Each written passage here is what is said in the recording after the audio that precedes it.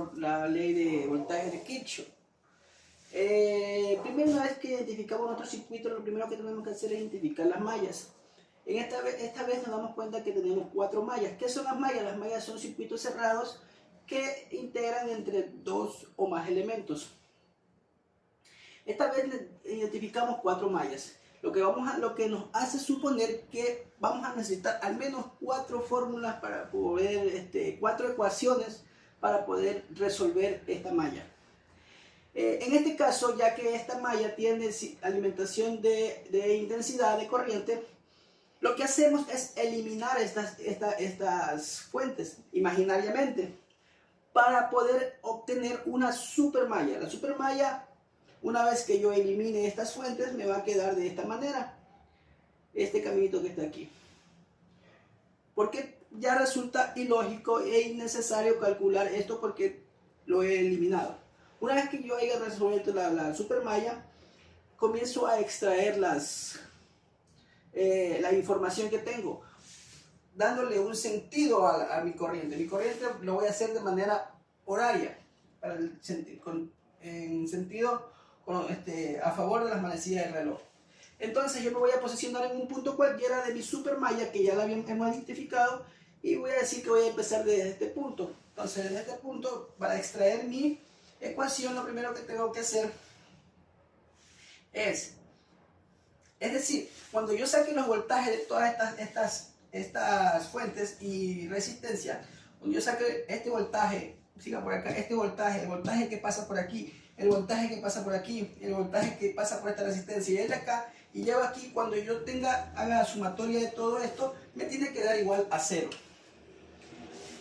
Entonces, extraemos los valores que ya tenemos, que son 8 voltios, entra una energía positiva, extraemos 8 positivos, seguimos por nuestra supermalla y vemos que nos encontramos con una fuente de alimentación, pero esta vez nos encontramos con el negativo, entonces ponemos un negativo de 2 voltios.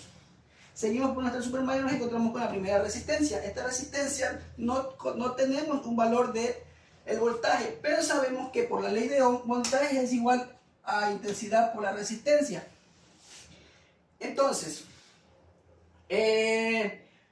tenemos los valores que necesitamos, que es la intensidad y la resistencia. La intensidad mía aquí va a ser I4, que aún no la conozco, pero ya le he asignado el valor, una identificación como I4.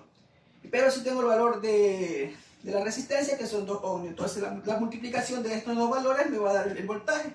Entonces lo aplico como sumatoria, digo que este de aquí, extraemos estos valores y digo que si multiplico el valor de la resistencia y la intensidad voy a tener el voltaje, entonces más este voltaje.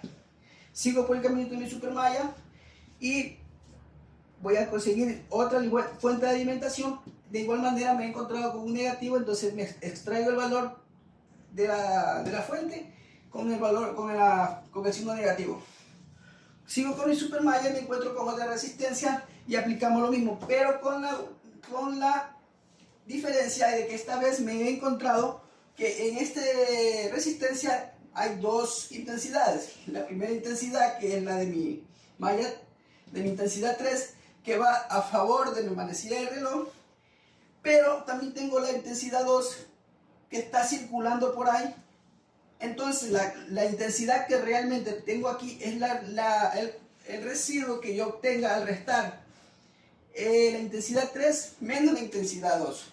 Entonces, si yo ese resultado lo multiplico por 3, voy a obtener mi valor de voltaje. Entonces extraigo esa información, la pongo aquí y digo que 3 por el residuo de la intensidad 3 menos la intensidad 2 me va a dar el valor de este voltaje. Y sigo por mi supermalla y extraigo la otra información de la misma manera. Es 5 ohmios, mi resistencia, mi intensidad 1 menos la intensidad 2. Y así ya he obtenido la primera fórmula de mi supermalla. Obtener las otras 3 fórmulas es una manera muy sencilla, ya que solamente lo que es cuestión de identificar las fuentes de alimentación de intensidad y emparejarlas. Es decir, si yo digo, ya me da la información que aquí tengo 3 amperios, quiere decir que cuando yo vaya a ver la intensidad que pasa por aquí, va a ser 3. Entonces, este de aquí va a ser 3. La intensidad 2 es igual a 3. Intensidad 2 es igual a 3. Igualmente la intensidad de esta fuente de alimentación de corriente ya me da la información que es 1 amperio. Entonces quiere decir que por esta fuente me está pasando 1 amperio.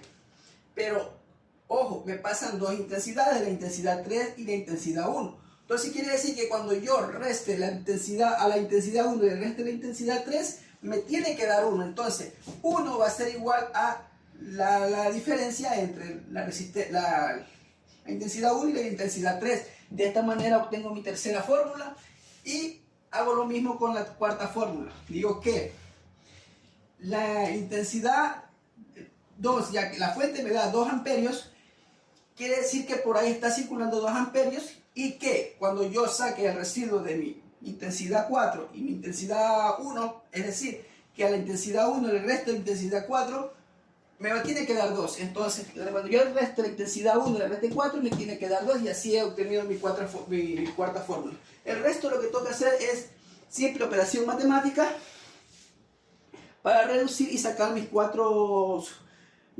ecuaciones y por un método de matrices, sacar los valores correspondientes de cada intensidad para luego igualarlos a 0. Tienen que igualar este valor a 0 para que se cumpla la ley de Kirchhoff.